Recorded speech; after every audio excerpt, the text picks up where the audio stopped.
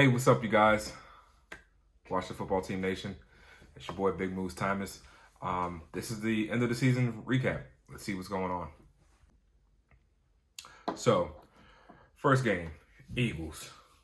That was the start of our knowing that we're a second half team. First half was garbage. Second half, with Dwayne Haskins came back, won the game, 27-17. That was great. After that, we had that wonderful Cardinals game that made us see what we really were. And that was we were a developing team after that.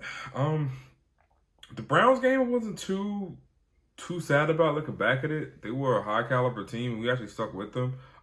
We did lose by 2 scores, but it was a decent game from my standpoint of a developing team that we showed that.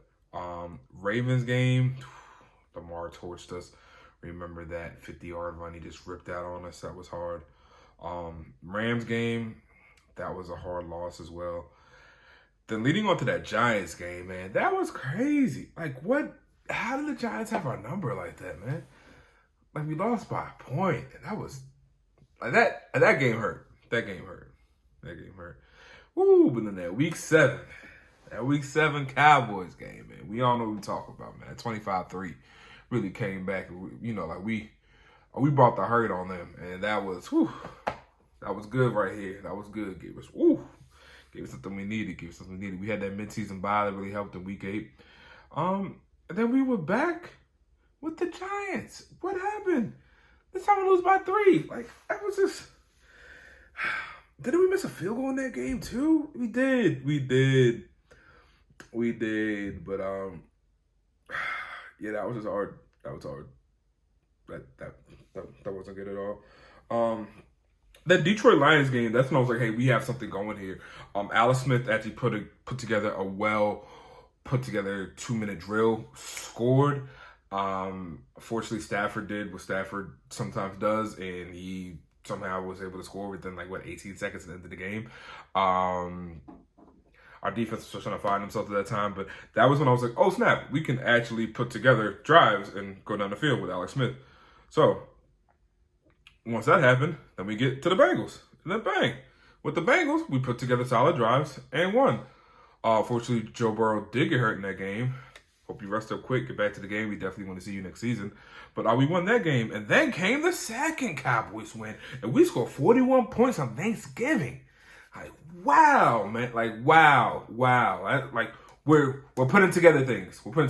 Now, I don't want to hear about, that was this team and you don't play high caliber teams. Look, it's 32 teams that have 32 chances at that point, okay? We play who's in front of us, and that's what I want to see. And we beat them. And then came the stunner that put us on the map.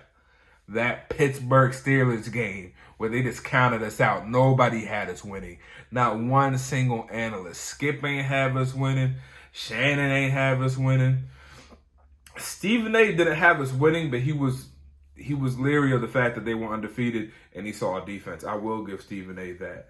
He did see us there. Coward didn't have us winning. Like, no one had us winning that game, and we came in and we really, I don't want to say we shut them totally down, but we really won that game and we really dominated on defense in that one. That was great. That was really great. And then we get to San Fran, and we beat San Fran, something that no one's had us doing again. And people were like, well, Shanahan still has the beef with that organization, that they think that they took his dad out of the Hall of Fame race. And honestly, truthfully, Kyle probably has a little bit of animosity towards it. But I think, that was an old regime. Nobody's saying anymore but Snyder. And Snyder's been real quiet. So it was Ron Rivera and company. It was a new organization, and he saw that, and he saw how we operated. And at the end of the game, when him and Rivera shook hands, it definitely like a sign of respect. Like, hey, this isn't the people who I had beef with. Glad to see y'all doing well. So that was good. And then we had that Seahawks game, which again we took that down to the last seconds. We were actually putting together some really good games against quality opponents. I mean, look, the Seahawks was a great opponent. San Fran, as much as the issues they had, they still were looked at as a threat every week. Pittsburgh, Uh, I mean, we were really actually trying to put something together. And it's a really great season. I really think we did a good job this year. Then that Eagles game we won, that was great. And when we had a wild card game against Tampa, and Taylor did his thing in that game. I mean, people got to give him credit for that. He threw for over 300 yards. He was the highest rusher on the team with 46 yards. He ran for a touchdown. He ran for multiple first downs. He was really doing his thing, man. And he was playing with a separated shoulder on top of that. Like, we really put the effort out there, and we just got beat by the better team. But we hung in there, and we are a developing team right now. Thank God, next year we don't have to lose anybody. Everybody's locked in right now. That is a great feeling. Everybody is locked in. We don't have to deal with any contracts with the exception of Scherf. That's the only contract we're going to have to deal with this all season. Our defense is assured for 1 year. We have one solid year to get this going. We can worry about contracts in the off season this year if we want to shirk some people, but we don't have to deal with anything this season coming up for our defense. Chase Young, amazing pick. Finally, we got it right on the pick. And I'm so happy. I mean, don't get me wrong, like all of our defensive picks, in my opinion, were great. But with that Chase Young, I mean, that just put the cherry on top, man. That's such a great guy. Such a great guy, man. And I'm just so happy to have him, man. So happy we can terrorize the whole NFC East for many moons to come. That was a great addition. It's just, it kind of hurts that the season's over for us, but I'm kind of happy at the same time. In a weird way, like we needed a break. Like we were just really banged up. I mean, a lot of teams were this year, but we were really banged up. Started over 4 different quarterbacks. Wide receiver core was pick a name, with the exception of McLaurin. Running back situation was actually really good. Antonio Gibson, great pickup. J.D. McKissick, great free agent signing. And that brings us to that. Our free agent signing this year was amazing.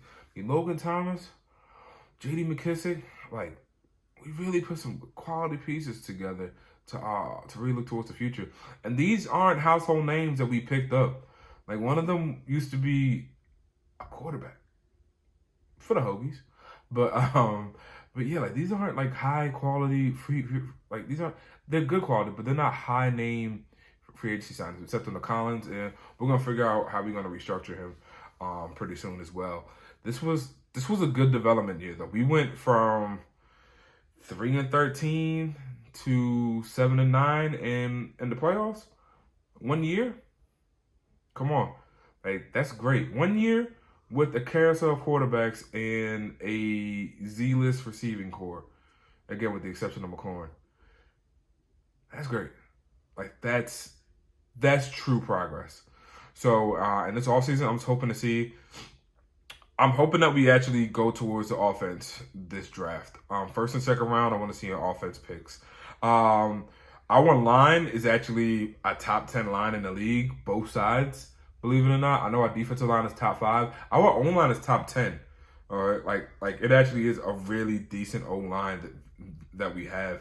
I know you wouldn't think as such, but they actually are some really decent picks. Again, we have security in our O-line and D-line right now, which is great. Like, we just signed our center, which is great.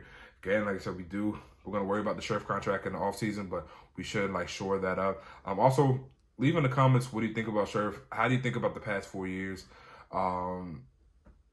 Is he worth it? That's what I want to know. Like, you guys tell me, is he worth it?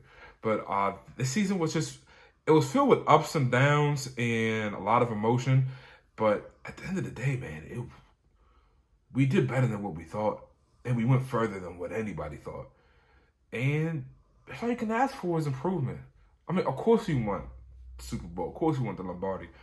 But if we went 2-14 this year, or we went 4-12, that would have really hurt. But we didn't have double-digit losses, which is just more, again, it's more we can ask for. Now, this does set up for next year. What are we looking for next year?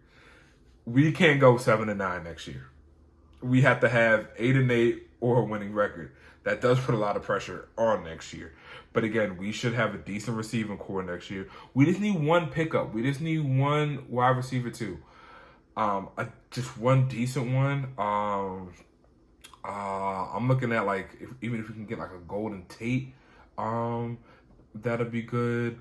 I'm trying to think of some other free agents this year that'll be out there. Let's see. That dude from Chicago, but I know he's a little bit older. Man, sorry, his name's escaping me right now. But yeah, we should definitely have some wide receiver pickups for next year. I would see if we can get Kenny Stills. I know he's kind of locked up right now, but I know he'd be a great wide receiver too. I do want to stay away from Kenyon Drake. We are good. We are good. I don't want to see no flashy signs like that. Like, we are good at the running back core right now. Like, let's let Barber get to where he got to get. Let's not do that.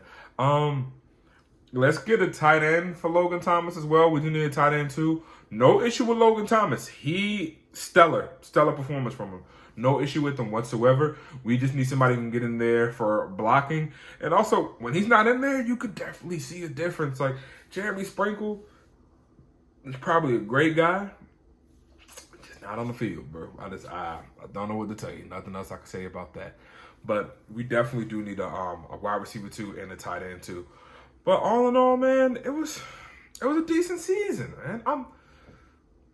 I'm not thrilled about how it ended, but I'm happy with what we had. We were in contention all the way to the end, and then we got to the playoffs. Like, from last year, that's really all you can ask for. That's really all you can ask for. And I'm just going to talk about this subject real quick just because I know it's not really still fresh in our minds, but I know some people still want to talk about it. I wish Haskins all the success. I know he has a meeting. Today is Monday, so I know he has a meeting down in Carolina today. I just wish him all success in his next endeavors. We close a chapter and we're on to a new one, and I hope he's on to a new chapter of his life as well. And that's that.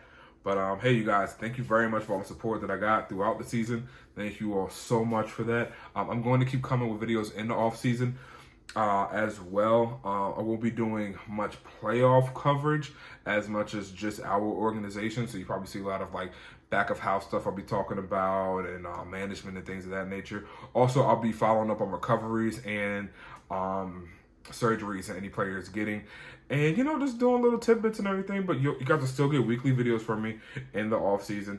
And hey, I can't wait for the draft coming up, so we'll start talking about more draft knowledge and who we think we're going to get within the next 3 to 4 weeks. And hey, look, Washington Football Team Nation, thank you very much for holding me down. This has been an amazing year. I'm happy for everybody. Let's just get it. Much success to you. Again, it's only January. Let's make this year's ours. It's all ours. See y'all later. Thank you.